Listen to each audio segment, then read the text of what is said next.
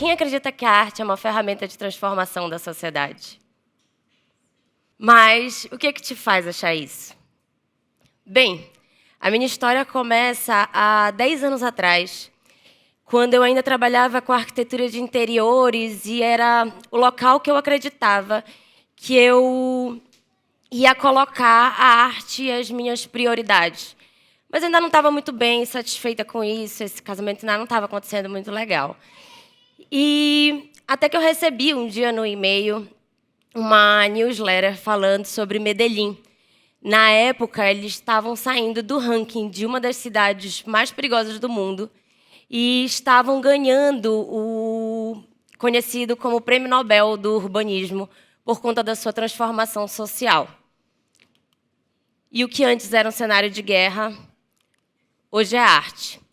Junto com o urbanismo social e participativo, Medellín transformou a sua visualidade, e principalmente bairros como esse, como a Comuna 13, e transformou esse cenário através da arte.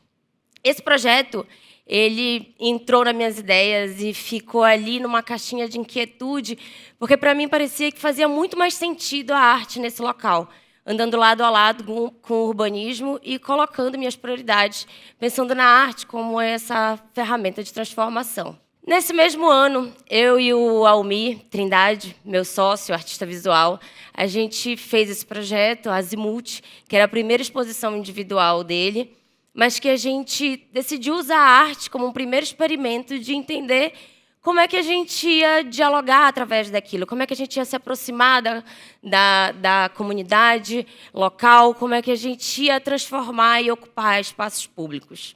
Esse projeto depois acabou virando a Galeria de Arte Urbana Azimuth, nesse mesmo ano, e esse local foi meio que virou o espaço físico do qual a gente quis se aproximar desses artistas que já estavam há tanto tempo ocupando esses locais e pensando nessa mesma forma de usar a arte como uma ferramenta. No ano seguinte, a gente esteve junto com o Laboratório da Cidade, na inauguração do Laboratório da Cidade, junto com o Lucas Nassar, Lígia. O Laboratório da Cidade, para quem não sabe, é uma organização não governamental que também trabalha, luta, estuda por cidades mais resilientes e mais sustentáveis. E essa sementinha que o Lucas plantou, na época, parece que muita gente estava só esperando essa sementinha ser plantada para estar ali junto, pensando e transformando as cidades. E, naquele momento, parece que as coisas se encaixaram muito mais para mim. Parece que o rumo mudou completamente. Fazia muito mais sentido para mim estar nesse sentido, né? Parece que algumas dualidades elas já não faziam muito sentido para mim. Nessa mesma época que a gente estava iniciando o laboratório, a gente estava escrevendo o nosso primeiro projeto. Era um projeto de baixo custo, nossa primeira intervenção urbana, nosso primeiro contato com a comunidade local. E era uma verba assim, para comprar cadeira de praia e cone para ocupar a cidade. Enquanto isso, eu estava trabalhando ainda com arquitetura de interiores, entregando projetos para classe alta, que era tipo 3 vezes mais o valor do valor que a gente estava ali tentando pedir para o projeto, e que ia beneficiar 1 ou 2 pessoas. Eu acho que foi exatamente aí que eu entendi qual era para onde eu queria ir. E, ao longo desses anos, a gente continuou com o urbanismo e a arte andando lado a lado. E, em 2022, eu e o Almir Trindade, com a Galeria Azimuth, fizemos o nosso primeiro projeto em grande escala, uma intervenção urbana num espaço público, onde nós e 16 artistas, junto com a Mina, inclusive, que está aqui também, pintamos o entorno do Centur e fizemos o que, na época, nos disseram ser o mural mais alto de Belém. Porém, nesse mesmo ano, a gente estava em ano de eleição, era 2022, a gente estava com o discurso da crise climática, acho que se intensificando e popularizando cada vez mais. A gente ia bater nosso próprio recorde do ano mais quente em 174 anos de medições meteorológicas.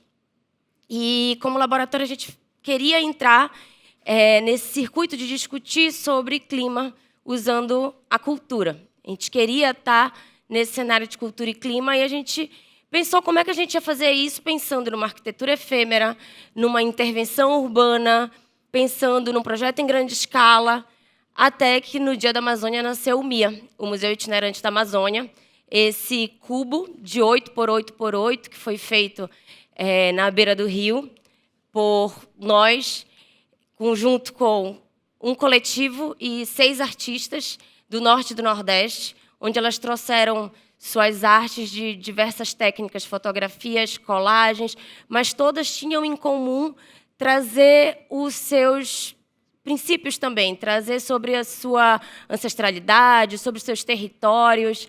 E juntos a gente conseguiu fazer esse MIA, que para mim é um dos mais impactantes.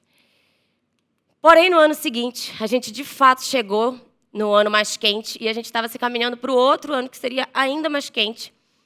E a gente decidiu que a gente não podia parar. A gente precisava dar continuidade para o MIA.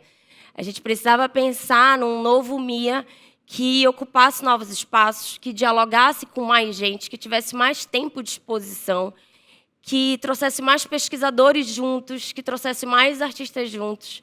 E a gente fez o MIA 2.0, esse que girou no último ano pelo Brasil. A gente passou por Manaus, São Luís, Brasília, Rio de Janeiro. Com esse MIA foi muito interessante, porque ele se formatou por diversos espaços e ele foi vindo numa construção, ele foi crescendo. A cada MIA a gente vinha trazendo mais gente a cada cidade que a gente chegava, a gente dialogava com mais comunidade. E era muito interessante ter essa troca, porque a gente conseguia ver que, independente do bioma, independente do histórico daquela cidade, a gente conseguia ter essa troca de entender que as cidades, mesmo com as suas particularidades, nós temos potencial de, juntas, pensarmos nessas adaptações à crise climática. Porém, nem tudo são flores. E eu acho que uma das coisas no MIA assim, que nos trouxe um impacto, nem um impacto novo, mas que reforçou muito um grande discurso, acho que foi quando a gente, com esses mapas, que é do Thales Miranda, o arquiteto, que também é parceiro nosso, em cada cidade ele fez um estudo do mapa da cidade com as suas suscetibilidades, trazendo alagamentos, inundações, deslizamentos, áreas de extremo calor. A gente convidava as pessoas a pegarem essas bolinhas, conforme a raça que elas se identificavam, e procurar no mapa o lugar que ela mora, e colocar. E foi unânime. Em todas as cidades, a gente pôde perceber que elas ainda moram, a maioria das pessoas que se identificam como negras, pardas, indígenas, ainda moram nas áreas de maiores riscos da cidade. Como eu disse, isso não é nenhuma novidade para a gente continua repetindo, né, os moldes coloniais que nos foram ensinados, que seriam da construção de uma cidade, e a gente continua vivendo em espaços ambientalmente racistas. Mas eu acho que o que mais me impactou foi logo na primeira cidade, Manaus.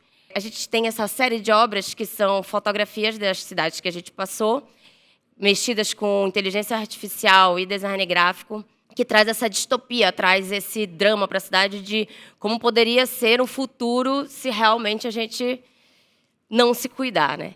E aí foi na de Manaus, com essa obra, quando o rapaz que estava montando a exposição, ele pegou essa obra para botar na parede, ele deu o impacto e aí ele acabou não colocando a obra na parede, virou para mim e relatou que ele era também enfermeiro e que, durante a pandemia, ele tinha também trabalhado dentro dos hospitais e que ele tinha visto muita gente sofrer por falta de oxigênio.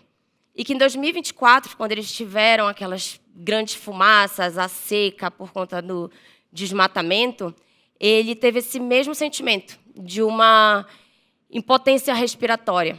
E ali ele entendia da importância de uma exposição dessa, ter esse diálogo com as pessoas, da gente entender e dialogar qual é o nosso papel como seres humanos individuais e como coletivo. Eu acho que ali eu tive certeza do papel da arte na minha vida e na vida das pessoas. Ali eu tive certeza que a arte ela dialoga por si só. Independente do idioma que se fale, a arte ela passa a mensagem dela. E ali eu tive certeza que a arte é a ferramenta que eu quero usar como transformação. Mas essas transformações, elas não acontecem sozinhas. Elas acontecem quando a gente sonha juntas. Seja na Galeria Zimuth, seja no Laboratório da Cidade, ou aqui, no TEDx Amazônia. E eu acho que esse que é o potencial da arte, né? É que ela continua reverberando. Ela continua reverberando quando a gente entrega uma exposição, ela continua reverberando depois que o mural é entregue, ela continua reverberando depois que a gente sai de um evento. E hoje o que eu quero é continuar reverberando. Sejam em comunidades novas, em outras cidades, em outros estados, outros países, mas continuar reverberando em museus a céu aberto, em espaços museais, mas trazendo esse diálogo e a museologia social para o centro. E hoje, eu convido todos vocês a reverberarem comigo.